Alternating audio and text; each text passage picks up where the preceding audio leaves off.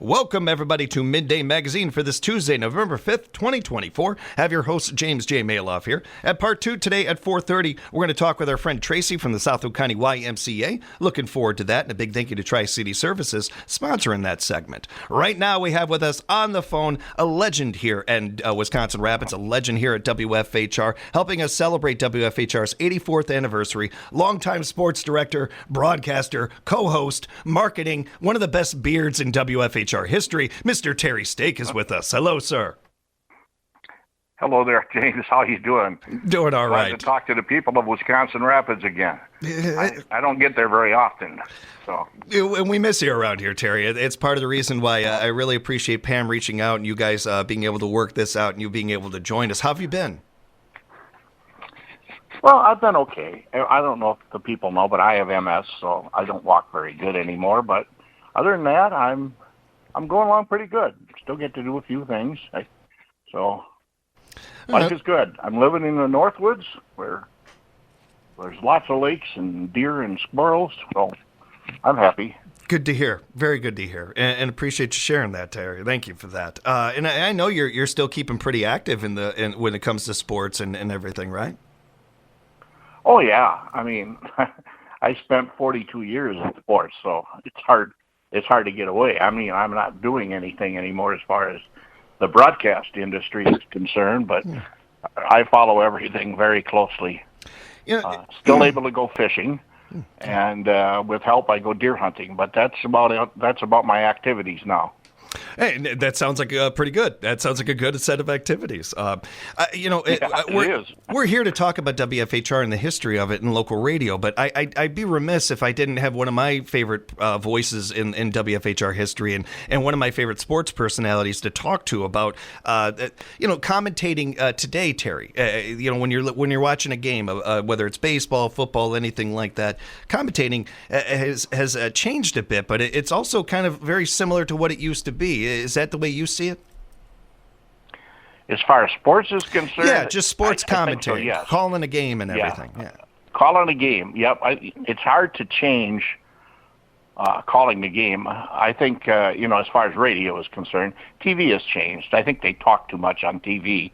But radio, you got to paint a picture. And I always thought that was a great art for any sportscaster that ever did it, was to paint a picture of what it's like to the people that can't see the football matriculating down the field, or a line drive, or a three-point basketball shot. I listen to some people up here, and there's a few good ones, and there's a few that need a lot of work. But I probably needed a lot of work too. Yeah, you and me both. I'm still working on that. I'm still a work in progress. What were your first? Tell us a little bit about your first days here at WFHR, Terry. What were that like? How'd you get hired? All of that. Okay. Well, I started in 1968. They needed a part-time announcer that would work weekends, and I did 2 hours in the afternoon. I think it was 4 to 6. I can't quite remember the times. And at that time, you had to have a first-class broadcast license to work in the evening. So the station sent me to school to get one, and I did. And then I worked evenings. We played country music. Back in those days, we used to sign off at 11 o'clock, and we always played the national anthem as we signed off. And when we first started, what was our FM station then was WWRW, and that simulcast with WFHR until I think it was 11 in the morning, till through Coffee Clutch and the Trading Post at that point. Mm-hmm. And then when they played music, and WFHR, I guess, played music. Too, we were all live. We didn't have any tape. There was, other than a Sunday night, there was a Jack Raymond show. Other than that, there was a live announcer doing live stuff, not most of it like it is now automated. Our staff was much bigger. We probably had 4 or 5 salesmen. We had 2 or 3. We had 3 copywriters. We had 3, and they were the people that wrote commercials. We had 3 newsmen, 5 full-time announcers and a part-time, and then I became one of the full-time. And see, what else did we have that's different now? We had a program director, like I'm sure you are, or station, and then a station manager, and then a general manager. So the staff was tremendously bigger than it is now, or even when I left. Yeah. I remember some of those later, the last of those days and stuff. Even with all those people and the staff we had and what you were hired for, you've done so many jobs in radio over the years. Like many people in radio, you get in and you get hired for this, but you end up wearing a lot of hats. What were some of the other things that you started to do in broadcasting as far as outside of sports? Well, that was the first 3 years were out of sports.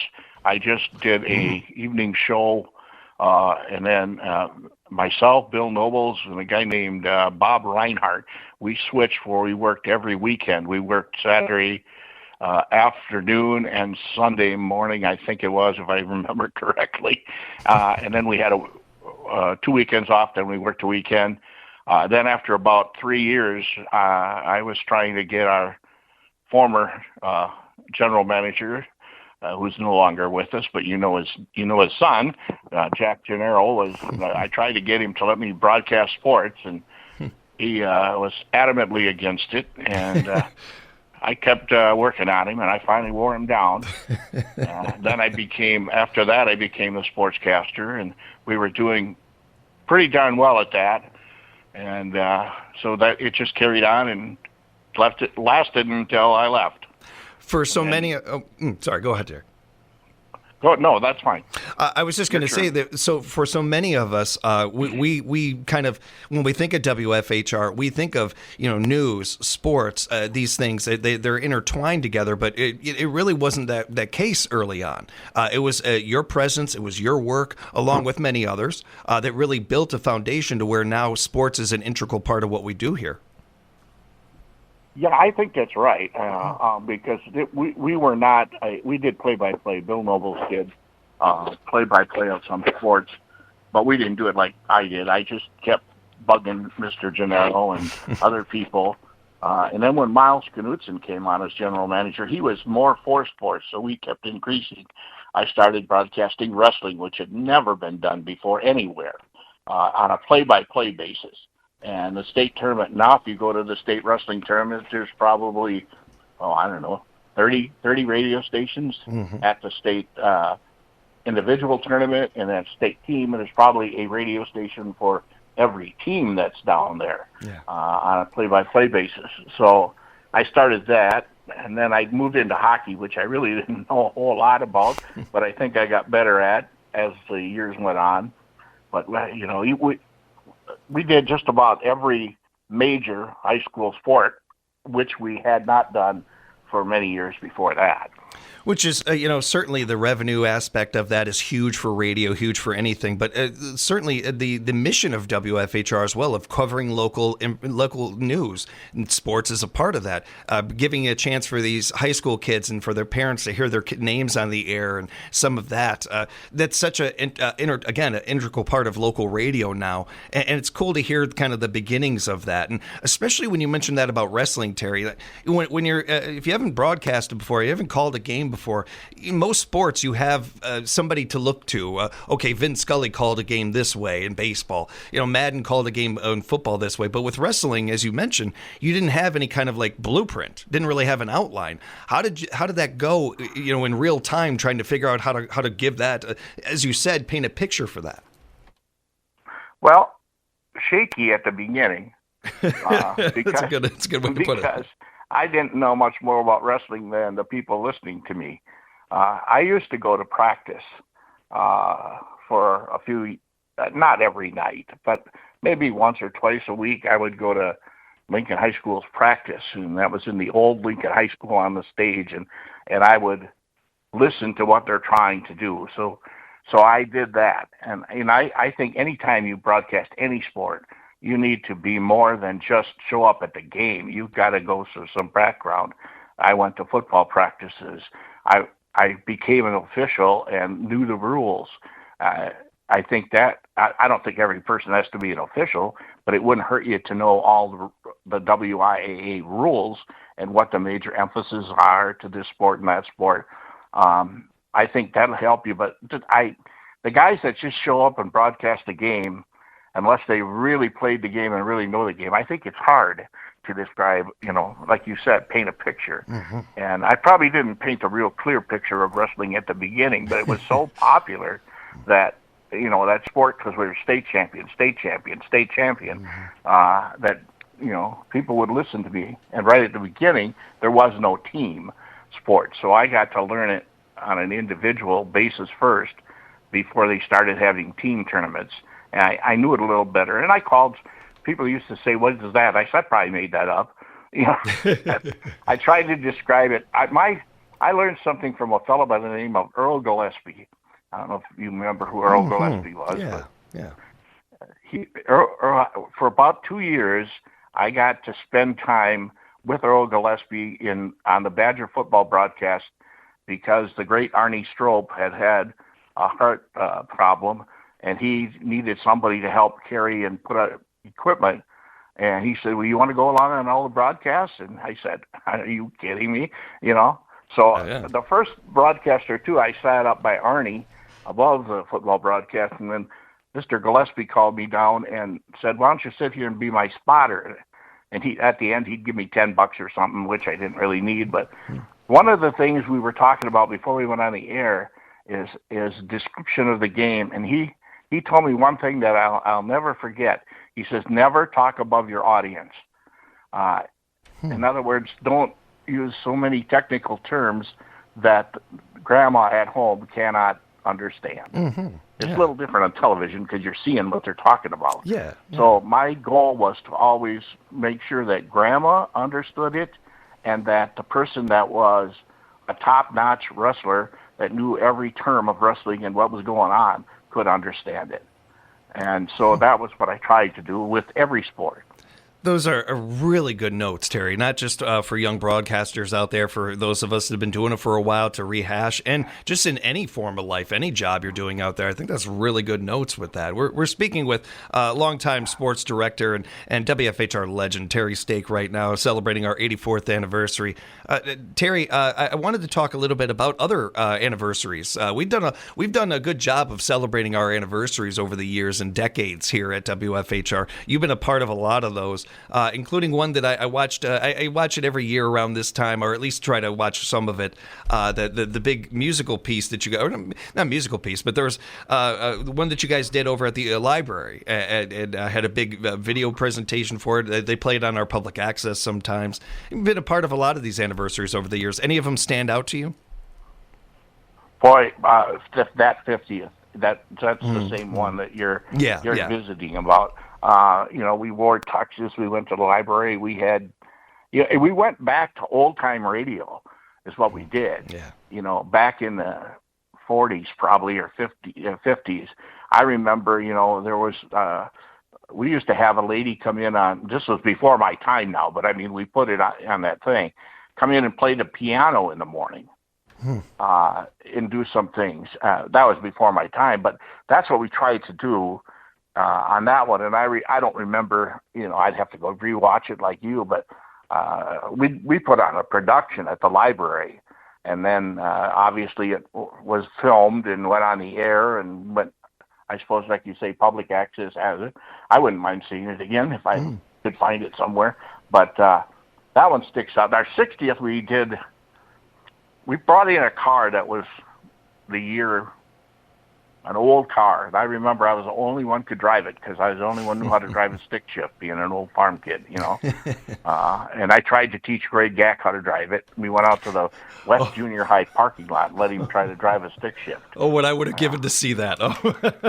Well, there were some moments. There were some moments where I was getting a little nervous. We did run over a curb. That's great. and then we put out a cookbook. Yeah. And just ironically, somewhat, I live up here now in Lake Tomahawk, and I go to church in Minocqua, which is not very far from here. And a lady that I knew in our church came up to me and brought the cookbook over and pointed to one of the people there. And she said, "Was that you?" And I said, yeah. So, I mean, there are a few people that know what I do, and there's quite a few people from Wisconsin Rapids that go to the same church I do. So they know me from that, and they know what I did. So other people in the church know what I did. Yeah. But Terry, when your name comes up in conversations over the years, or even recently, when it's come up, and I'm telling people, "Oh, you're going to be on the air with us, and we're celebrating our 84th anniversary," almost every single person will bring up wrestling. You're very attached to that and that sport, and in part because of some of the stuff I think you were saying before and everything. But I'm curious for you, when you look back at your career, what are some of the things that stand out to you? What are some of the things that whether you're proud of them or they're just moments that you remember very fondly? What are some of those memories you have? Okay, you got 4 hours. No. Yeah, right. Well, as long as you mentioned wrestling, I think that because I started doing it, and at the time I started doing it, there was only one other radio station in the state that even broadcast the individual state wrestling tournament. So I kind of known for starting that. And of course, it was easy to start because we were winning championship after championship after championship. And even the non-wrestling people would listen because their town is going for a state championship. Mm-hmm. You know, I remember that. That's a highlight. One of the lowlights, I think, was we went to the state soccer tournament, I think, 4 or 5 times. And I was not a good soccer broadcaster. And my kids both played soccer, at least on the little kids level, and my oldest son in high school. But I wasn't a big soccer fan, and I really didn't know how to describe it because it didn't have, like football has yard lines, and basketball has the half court, and you got the red line and the blue line in hockey. But they're just running around in the field kicking the ball.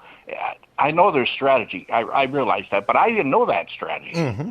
So I took some people along to help me out because I really didn't know how, but I wanted the state height. When you're going for a state championship in anything, you want that on the air. Like you said, you want those kids' names on the air.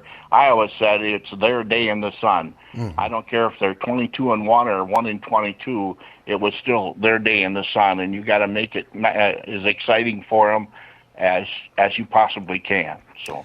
Well, and it speaks to how much you cared about this job, to put yourself in situations where you weren't comfortable, but you were going to do it because you wanted to get it out there. That's what a reporter does. That speaks really highly of the work, I think. I really appreciate that backstory. That's interesting.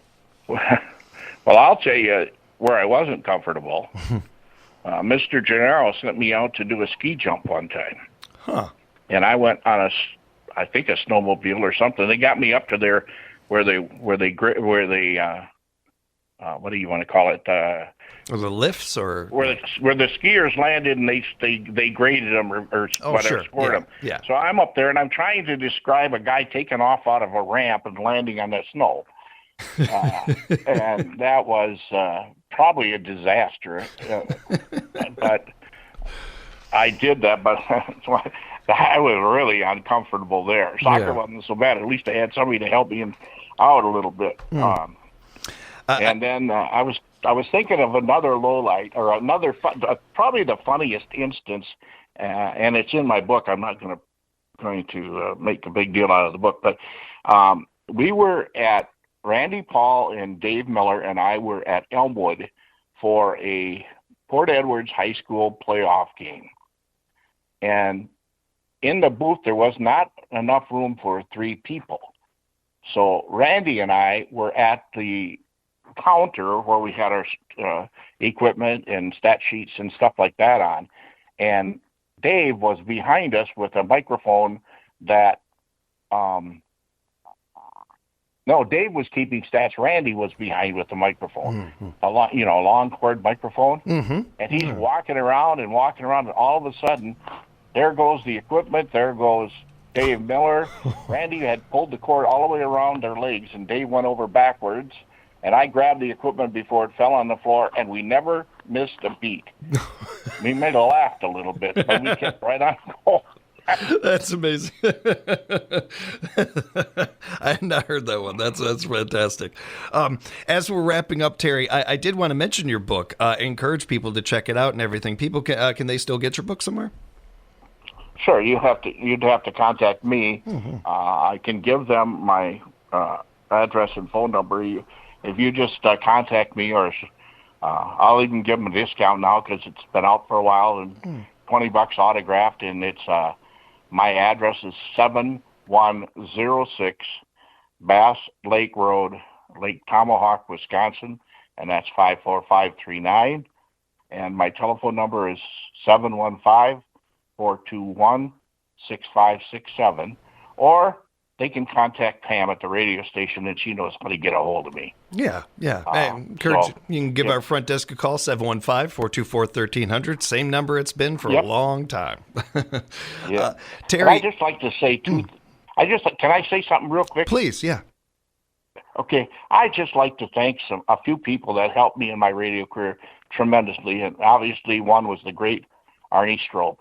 I mean, he told me what to do. Scott McIntosh was another guy that really helped me out as far as broadcasting and timing commercials and doing all those kinds of things. Those two people, I think, and Jack Gennaro, obviously, for putting up with me, because I was a thorn in his side for a long time because I wanted to do sports and he didn't want to do sports. And when I finally retired, they had a quick retirement party for me, and he was there. And I still remember him.